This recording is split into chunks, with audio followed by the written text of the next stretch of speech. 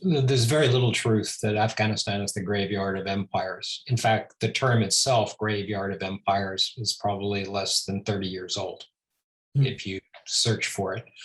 Um, for 2,500 years, Afghanistan was regularly conquered and ruled by all kinds of empires, the Persian Empire, Alexander the Great, Genghis Khan, as well as many of its own empires. It's only in the 19th century, when it begins dealing with the British in India, that it begins developing a reputation for being hard to conquer, hard to rule, or I should say easy to conquer, hard to rule. And in all of these cases, empires decided it wasn't worth staying.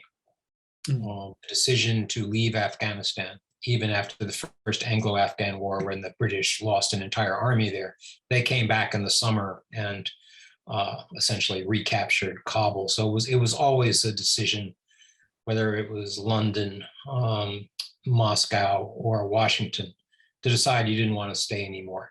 But if you also look at it, there's a little bit of truth in that Afghanistan, many areas of Afghanistan were never conquered, but these were generally mountainous regions that people weren't interested in conquering. So the Northwest frontier, for example, could say, we've never been conquered.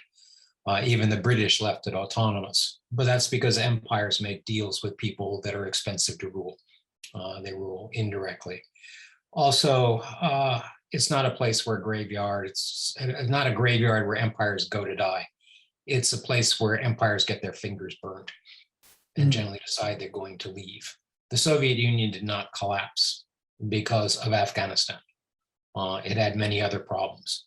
The British fought 2 wars there, withdrew, and yet in 1880, when they pulled out of Afghanistan in the Second Anglo-Afghan War, that was the height of the British Empire, right? That was hardly a low point in British imperial history.